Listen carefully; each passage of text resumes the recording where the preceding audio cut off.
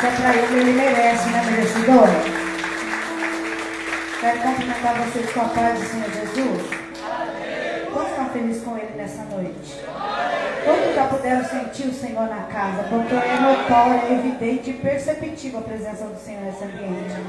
Quero te convidar a abrir a sua Bíblia lá em Salmos 141. O hino a harpa da igreja primitiva. Salmos 141, o verso 2. Vamos ler. Conforme você for achando. Todos encontraram? Digam amém. Se alguém não encontrou, diga espera um pouquinho. Se alguém tiver sem Bíblia, acompanhe aqui no telão. E se alguém estiver do teu lado sem Bíblia e você quiser chegar ao lado dele, para que façamos junto essa leitura. O livro é de Salmos, capítulo, não poderíamos dizer capítulo, mas vamos dizer o Salmo 141 e o verso 2. Diz assim a palavra do Senhor: suba minha oração perante a tua face como um incenso, e sejam levantadas as minhas mãos como um sacrifício da tarde. Vou ler de novo. Suba minha oração perante a tua face como um incenso, e sejam levantadas as minhas mãos como um sacrifício da tarde. Aí você vai olhar para o teu irmão do lado e você vai dizer assim: a oração que não te realiza, te relaciona com o Pai. Mais bonito agora. A oração que não te realiza, te relaciona com o Pai. Senta glorificando o Senhor nessa noite. Aleluia! Irmãos, uma certa feita, Deus ele vai ter um diálogo com Moisés. E o diálogo com Moisés é para que ele suba até o monte, porque lá o Senhor vai dar tábuas de pedra para ele. E dentro dessas tábuas de pedra, o conteúdo é a lei e os mandamentos do Senhor. Aleluia. E a função de Moisés não é só subir no monte para receber. É porque quando ele descer do monte, ele precisa ensinar o povo aquilo que Deus vai ordenar a ele. Então eu entendo uma coisa que eu aprendi com Moisés. E o que foi que eu aprendi com Moisés? Que para mim aprender, eu até tenho que subir. Mas para ensinar é necessário descer. Porque Deus ele trabalha dessa forma, dessa maneira. Só que Moisés ele vai subir no monte. E vai dizer que a glória do Senhor habitava naquele lugar. E no sétimo dia Deus vai chamar Moisés. Ele passa 40 dias, ele passa 40 noites. E Deus vai falar algo a Moisés. Deus vai dizer assim: faça para mim um santuário, Moisés, para que eu possa habitar no meio do meu povo. Entre tantos lugares bonitos, palácio de riqueza, talvez de ilustre, pode ser que tinha ouros, ele escolheu habitar no meio de mim e de você, que é falho, pecador, oscila, de manhã quer, de noite não sabe, hoje está, amanhã só ele sabe, mas mesmo assim ele disse: Moisés, faça um lugar para eu habitar no meio do meu povo. E você sabe que a Bíblia diz que ele habita no meio dos louvores. Mas a Bíblia também diz que quando existe uma reunião com 2, 3, ele faz questão de descer no meio da reunião para mostrar que ele ainda habita no meio do povo dele. Sim, e você sabe que Deus ele começa a dar direção a Moisés. Deus abençoe, irmão, sobre aquilo que ele queria que Moisés fizesse. Sim, Deus. E entre todas elas vai encontrar um altar de incenso. Para a gente entender o que o salmista estava dizendo aqui, a gente precisa entender a respeito do altar de incenso. Como funcionava. E veja que o altar de incenso ele ficava de frente do véu. Porque havia um véu no templo que separava o lugar santo do lugar santíssimo. E você sabe disso. No lugar santíssimo estava a arca, que simbolizava a presença. Mas na porta, antes de entrar lá, tinha o altar de sacrifício e o altar de incenso. Ficava bem ali. Meu Deus. E vai dizer que a ordem era a seguinte: tem que acender pela manhã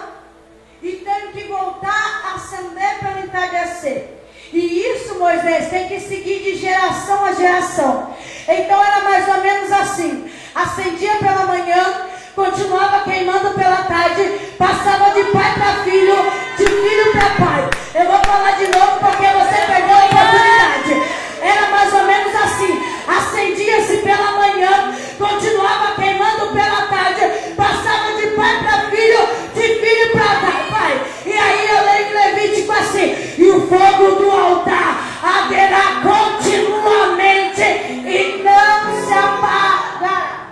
Mas você sabe que eu acho interessante que isso é uma lei estabelecida por Deus, mas a responsabilidade era dada ao sacerdote. Aleluia. A lei era estabelecida por Deus, mas a responsabilidade era dada ao sacerdote. Funcionava mais ou menos assim: Deus falava e eu e você agia na terra. Deus falava, eu e você tomava uma atitude. A ordem era: o fogo do altar haverá continuamente. E o incenso, ele era preparado através de uma receita prescrita por Deus. Não era um biólogo, não era de um médico de medicina, não era de alguém que possuía doutorado, mestrado, era de Deus. Ele prescreveu. E aí o incenso era queimado todas as manhãs, todo entardecer, e assim todos os dias se seguia como Deus falou. E o fogo que era usado para queimar o incenso era tirado do altar de holocausto que ficava do lado, e aí era colocado no altar de incenso para ser queimado. Aleluia. E aí a fumaça do incenso, ela simbolizava, escuta isso aqui, as orações. Aleluia. Do povo de Deus.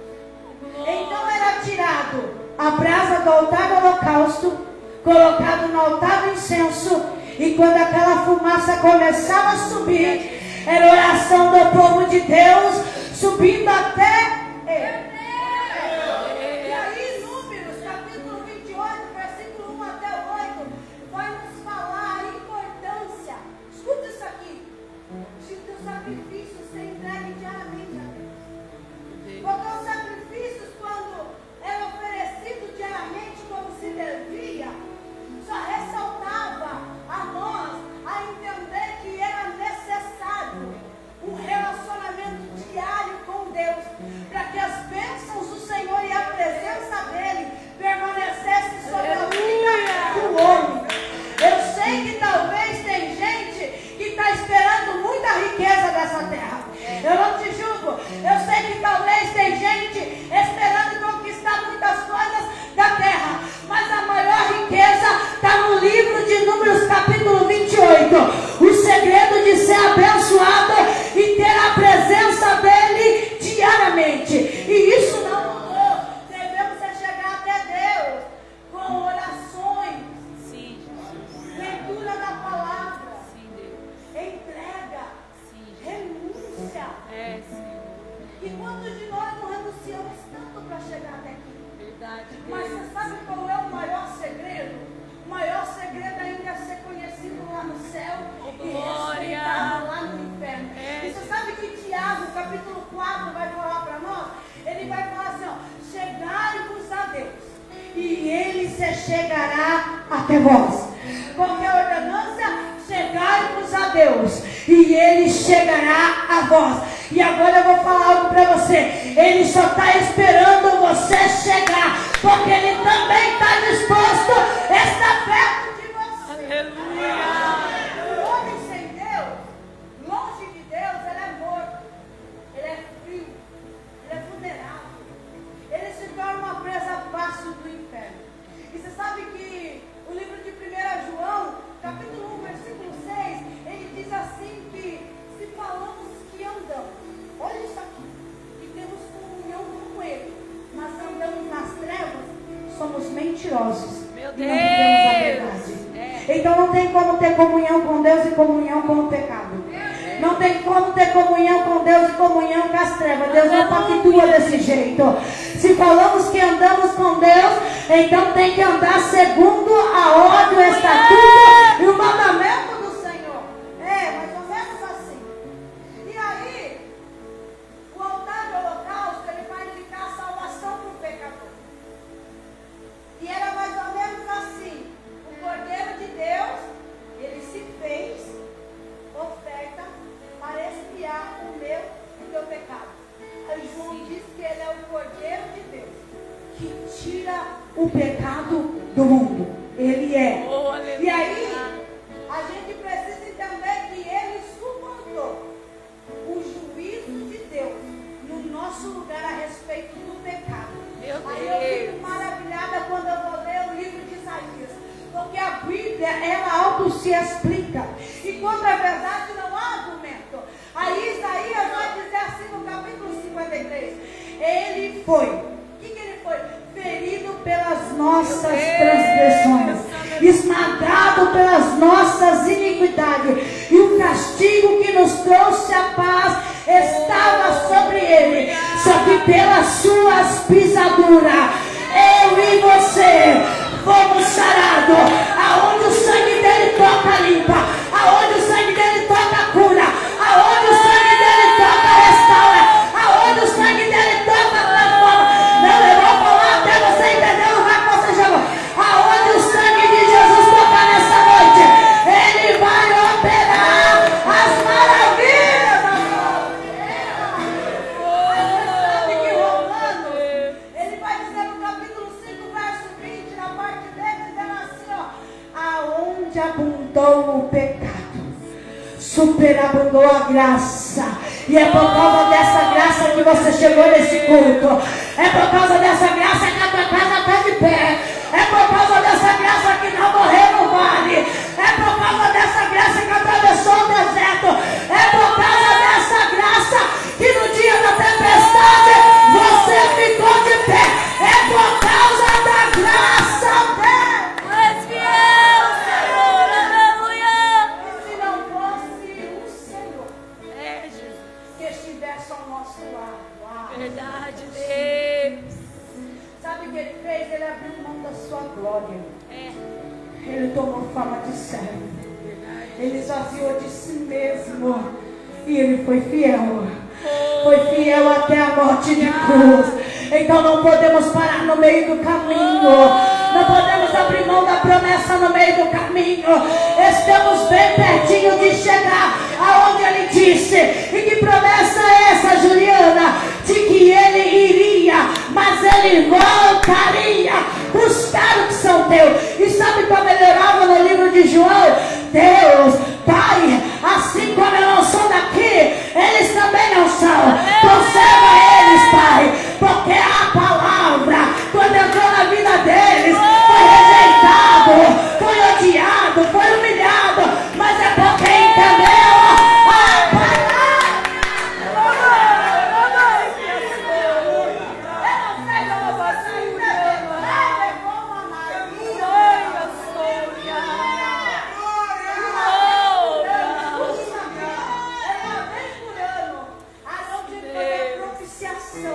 Nas pontas do altar. Meu Deus. Era uma vez por ano. E o ato de fazer a propiciação, segundo o dicionário Rolais, achei muito lindo quando achei essa palavra, vai dizer que era tentar obter, olha isso Meu aqui, Deus. de alguém a sua boa vontade, Meu Deus. torná-lo favorável. Aleluia. Então, nas escrituras, o sangue de sacrifício tinha que ser do animal inocente. E quando o sacerdote imolava o animal e retirava o sangue e passava nas pontas do altar, Meu Deus. isso daí era um gesto que apresentava uma oferta Meu Deus. pelo pecado do povo. Meu Deus. Ou seja, um modo de readquirir o favor de Deus. Aí eu vou para a Bíblia de novo. Romanos capítulo 3, o versículo 25 vai dizer: ao qual Deus propôs propiciação pela fé. Quem propôs? Deus, no seu sangue, para demonstrar justiça e remissão pelos nossos pecados. Aí, 1 Pedro, capítulo 2, vai dizer assim, ó: o qual e nem em sua boca engano algum. Aí Isaías volta de novo dizendo assim: como um cordeiro, ele foi levado ao matadouro, e como ovelha muda, não abriu a sua boca. Ele foi o maior oferta que alguém poderia ofertar por mim e por você, que não merece, que não era ninguém. Quem éramos nós quando ele alcançou? Mas ainda assim, ele se fez. Aleluia! Você sabe que o sacerdote era intermediário. Eu preciso correr, senão eu não vou conseguir. O sacerdote era intermediário até que o véu do templo se rasga. Meu Deus! E ele foi o maior sacrifício depois da cruz. Oh, E agora aleluia! o acesso está liberado. Aleluia! Agora o acesso é para quem quer. O acesso é para quem tem comprometimento. O acesso é para quem reconhece. E além de ter o acesso, pastora Camila, agora não precisa fazer propiciação. Agora há uma mesa de mês em mês preparada para mim e para você. E aí 1 Coríntios 11 vai dizer: fazer isso em memória de mim. O sangue dele nos purifica. O sangue dele nos purificou. O sangue dele nos alcançou. E o sangue dele nos trouxe a Deus. Sabe que Apocalipse vai dizer: bem-aventurado é aquele que lava sua vestidura no sangue do Cordeiro, para que tenha direito à árvore da vida e entra pela porta. Ninguém precisa pular muro, não. Entra pela porta na cidade preparada para mim e para você.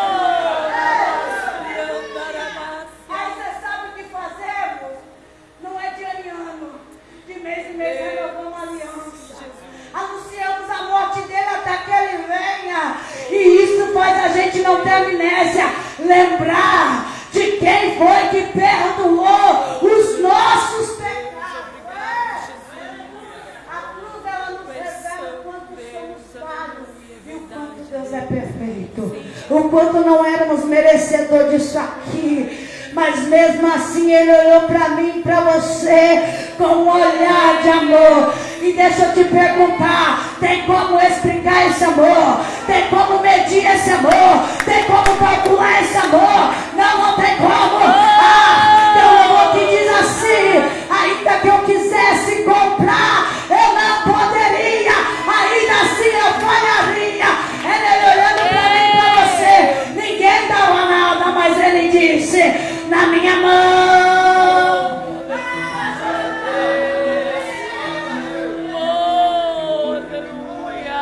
Você sabe que os cultos de oração devia ser um culto onde vinha mais gente. Devia ser como aquele culto em Cafarnaum. Era mais ou menos assim: passava pelo telhado porque a porta estava lotada, não tinha como. O culto de oração, a gente diz que crê no poder da oração, mas só crê com a boca, porque o coração está distante.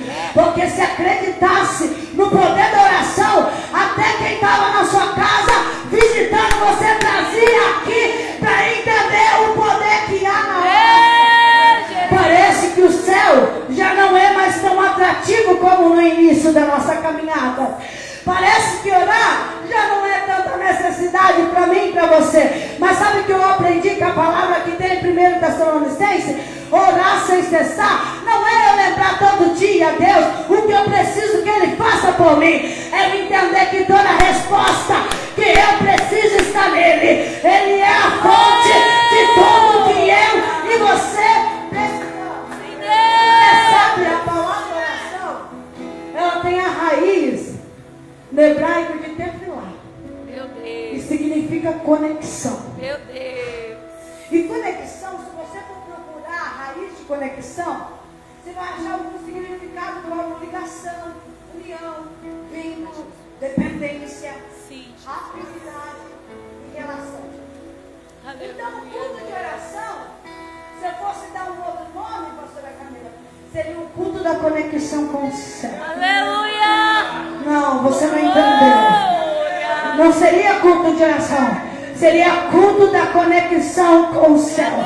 E essa conexão ia começar a gerar algumas coisas. Primeiro a gente ia começar a se ligar nele, e depois ia estar unido nele, e depois a gente ia gerar um vínculo, e depois do vínculo a gente geraria dependência. E depender de Deus funciona mais ou menos assim. Eu entendo que na minha fragilidade eu encontro força no Senhor. E o salmista dizia no Salmo 23: o Senhor é o meu pastor e de nada tenho falta. E Paulo dizia o seguinte: a tua graça, ela me basta. Porque ele entendia que depender de Deus era o suficiente para ele avançar, para ele romper, para ele alcançar, para ele chegar. Ele entendia. Só que você sabe que a dependência criava. Porque depender de Deus não é luxo. Depender de Deus é uma necessidade. Porque quando eu dependo de Deus, eu me torno submisso à vontade dEle. Eu me submeto a fazer aquilo que Ele manda fazer, mesmo quando eu não quero. Lembra? Obedecer é melhor do que sacrificar. E aí gera uma afinidade com os Deus. E aí essa afinidade é um sentimento de entrar em concordância, criar uma identidade em Cristo e concordar com os propósitos. Ainda que quando você olha para você, é loucura demais, mas Ele acreditou, por isso te chamou. Ele acreditou, por isso te deu. Ele acreditou, por isso te continuou. Ele acreditou no seu propósito.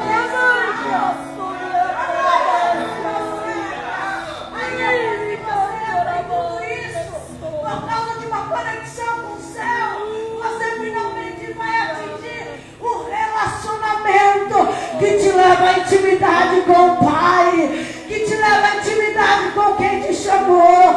Ah, Jesus, tem gente aqui achando que está esquecido. Tem gente aqui achando que Deus não está te ouvindo. Mas Deus me trouxe aqui para dizer: começa com a conexão e termina na intimidade. E quem tem intimidade, conta. Aleluia! Glória! Você sabe que Deus, Ele sempre se agradou de relacionamento. Sim, A Deus! Bíblia diz que todo fim de tarde Ele descia falar com Adão. Relacionamento. Uma vez por ano Ele descia lá no tabernáculo, responder o sacrifício do sacerdote. Relacionamento. Mateus capítulo 6, versículo 6 diz que Ele se revela para nós ainda no secreto. Relacionamento. Só que o negócio ficou melhor, porque nos 3 evangelhos vai dizer: e o véu do templo se rasgou. Foi de alto a baixo, para você entender. O céu está liberando acesso. Pode se conectar com Ele. Ah, não! Parece que tem gente que não está entendendo. O céu está aberto.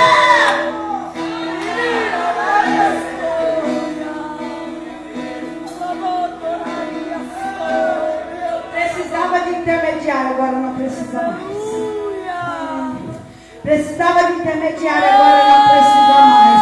O relacionamento com Deus, guarda isso no seu coração, é uma conexão íntima, é uma conexão pessoal que desenvolvemos através da fé, da oração, da leitura. E que mais? Para construir um relacionamento precisa de dedicação e tempo. Meu Deus! Tem que ter tempo para Ele. Porque a oração que não te realizar, fica tranquila, ela vai te relacionar com o Pai. Porque a oração que não te realizar, talvez orou hoje e não teve resposta. Acendeu um incenso na tarde e não teve resposta. Mas fica tranquila, você está se relacionando com o Pai. A conexão é boa. Essa conexão é boa. Essa conexão é boa. Aleluia! João, eu vou pular umas partes, senão eu não vou chegar onde eu quero. Sim, Deus! Vai dizer que não foi nós que escolhemos Ele, pelo contrário. Foi Ele que escolheu. Então valorize isso aí. Valorize isso daí. Quem escolheu não foi o homem. Quem escolheu não foi o contendeiro. Quem escolheu não é o linguarudo que aponta a sua vida. Quem escolheu foi Ele. E a Bíblia diz: muitos são chamados, escolhido. Vocês foram o povo que Deus escolheu. Valoriza isso. Você sabe que o incensário, ele era um pequeno recipiente portátil. Eu só tenho uns minutos, o relógio está lutando para mim, mas eu não. Era um recipiente pequeno que recebia brasas do altar, lembra do holocausto? Para ser aspergido o incenso. Mas você sabe que era usado pelo sacerdote para aromatizar o ar. Meu Deus. E simbolizava as orações. Meu Deus. E aí, o incenso ele era feito com algumas especiarias. E essas especiarias aromáticas eram estoraque, onixa, cálbano e incenso puro. E elas eram preparadas mais ou menos assim. Temperava com sal, era pisada e depois moída. Meu Deus. Era preparado mais ou menos assim. Eu vou falar para ver se você entende. Aleluia. Ela era primeiro temperada com sal, depois ela era pisada e depois era moído como um pó. Meu Deus. E esses três elementos eram o que garantiam o perfume. Meu E a Deus. Bíblia diz que Deus não aceitava nenhum outro incenso Meu se Deus. não fosse esse. Aleluia. Então não era qualquer coisa que você tinha que ofertar. Aleluia. Você tinha direção. E você sabe que estoraque era uma árvore que ela gotejava, umas gotas, freneticamente, no chão. E quando a gota batia no chão, ela exalava um odor tão Meu gostoso. Deus. Tão gostoso. Meu Deus. E aí vai dizer que o onixa era um molúsculo tirado do mar para ser queimado. Meu Deus. E só tinha uma forma de extrair o cheiro dele, quando Meu ele era Deus. queimado. Meu Deus. Aí extraía o cheiro. Mas quando eu chego em Gálbano, eu fico maravilhada. Porque Gálbano era um arbusto que ele só exalava o seu delicioso cheiro quando ele era amassado e machucado. Meu Deus. Aleluia. Se não bastasse ter temperado no sal, se não bastasse ter sido pisado e moído a pó, ainda tinha a forma certa de extrair o melhor dele. Meu E você Deus. sabe que Deus espera de nós que sejamos adoradores como estourados, que derrama gotas voluntárias de adoração, de gratidão por servir a Ele. Ele espera que sejamos como um molúsculo, que quando queimado, extrai um odor com cheiro agradável, e vai subindo, e vai subindo, e vai subindo. E você vai adorando e vai subindo, porque crente não morre no fogo, crente é testado no fogo, moldado no fogo, nascido no fogo, e vai subir no fogo. Só tem alguém que não aguenta fogo. Se alguém é fogo não aguenta fogo, mas adorador que é adorador, ele vai subir. Só que Deus espera que entramos na presença dele com o coração quebrantado e contrito, que não tem como ser rejeitado, que muitas das vezes amassado na olaria de Deus, e que é mais machucado por pessoas, porque todos os dias somos entregues à morte por amor a Ele, mas quando adoramos, vai exalando o cheiro de Gálbano, e vai subindo, e vai tomando o ambiente, vai tomando a casa, vai tomando o lugar que você está. A geografia não é mais ambiente comum, a geografia é céu na terra. Não, você não entendeu? Aí a geografia não é mais ambiente terreno, a geografia agora é o céu descendo na terra para falar com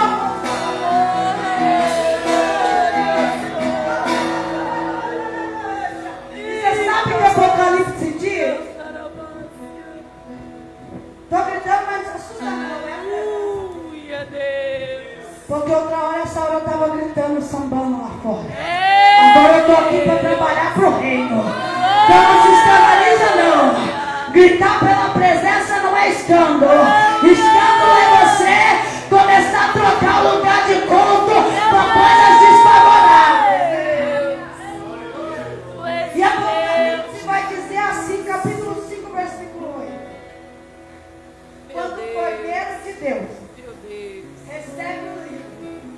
Vem os 4 seres viventes, os 24 anciões, se prostram diante dele, e cada um tem na sua mão a harpa e a taça, e isso simboliza ao incenso de oração do povo de Deus. E essa taça não está pela metade, essa taça não tem só um pouquinho, essa taça não está vazia. Apocalipse diz: a taça está cheia. Apocalipse 8 vai dizer que um anjo aparece até o Senhor com incensário de ouro. Meu Deus. E ele recebe muito incenso para oferecer as orações do santo. Sim. E a fumaça do incenso subiu. Aleluia. Com as orações do santo, desde a mão do anjo até diante de Deus. Eu vou falar para você: chega um anjo, está com incensário, o incensário está cheio, porque recebeu muito incenso de oração, e agora vai dizer que a fumaça começa a subir. É mais ou menos assim: da mão para o anjo até o Senhor, da mão do anjo até o Senhor. Não, você não entendeu? É a oração da tua boca até o Senhor, é a oração da tua boca até o céu, é a oração da tua boca até o Senhor. Sabe que Paulo diz? Porque para Deus. Se você não der glória agora, você está muito mal. Porque para Deus somos o bom perfume de Cristo. Não, você não está entendendo. Eu quero ver o Estorato que chegou. Eu quero ver o Onisha que chegou. Eu quero ver o Gálvano. Começa a apresentar que você chegou, porque para Ele.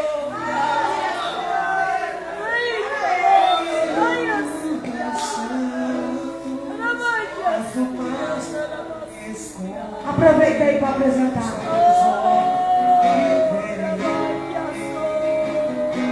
Debaixo de tuas asas, meu abrigo, é um lugar secreto, só tua graça me basta, tua presença me prazer. Você sabe que quando eu cheguei nessa parte do Apocalipse, eu lembrava muito daquele louvor que a pastora Isadora e a pastora Camila Glória a Deus. estamos batendo a porta, estamos enchendo as taças até que tu venha. Não, declara. Com tua justiça estamos batendo a porta, estamos enchendo as taças até que tu venha com tua justiça. Será que a nossa taça está cheia mesmo? Meu Deus. Será que estamos enchendo mesmo a taça? Romanos 12:1 diz: rogo-vos, irmão, pela compaixão de Cristo, que apresentei o vosso corpo como um culto vivo, não é morto, santo, agradável a Ele, que é o culto racional. E você está esperando o que para apresentar esse culto? Você está esperando o que? Pegar o microfone para apresentar esse culto? Ele está dizendo: eu rogo. Você sabe que eu aprendi com essa palavra?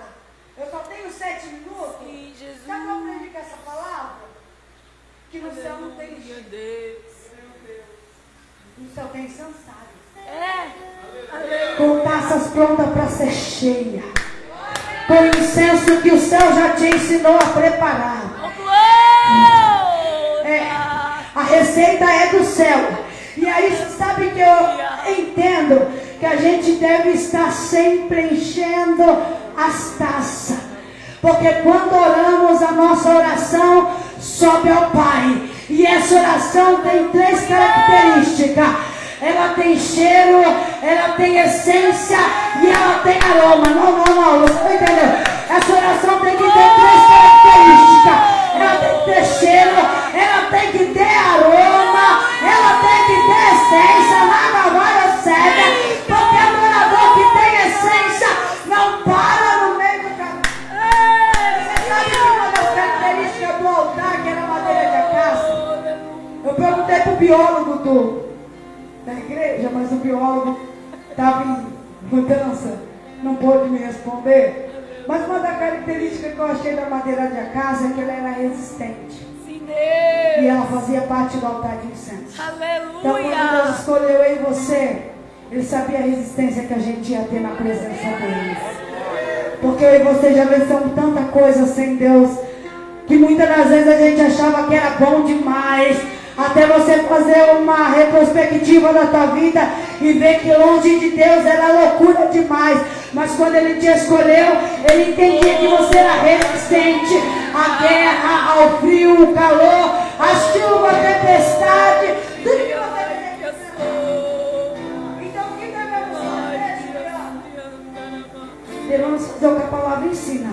E o fogo do altar arderá continuamente e não se apagará. E você quer saber? Para o altar queimar tem que ter lenha. Sem lenha o altar não queima. Mas o altar que tem lenha tem fogo no céu. Se tem fogo tem brasa. Se tem brasa pode colocar no incensário. E depois com o incenso vai subir a terra. É mais ou menos assim. De manhã a oração é como incenso. E à tarde levantar das tuas mãos como um sacrifício de holocausto a Ele. Não. De manhã na tua casa a oração foi um incenso. E levantar a tua mão na casa do Senhor foi como um sacrifício de holocausto, reconhecendo que entende porque chegou. E você sabe que a Bíblia diz em Salmos que os olhos do Senhor, guarde isso no seu coração, estão sobre o justo. E os seus ouvidos atentos ao seu grito de socorro. Aí, 1 Pedro vai dizer, porque os olhos do Senhor estão sobre o justo, e os seus ouvidos ainda estão atentos à sua oração. Isaías diz, não está com ouvido gravado, ele ainda escuta. Salmo diz, ele tem ouvido e ouve. Não é como esses deuses por aí que engana. Ele é a verdade que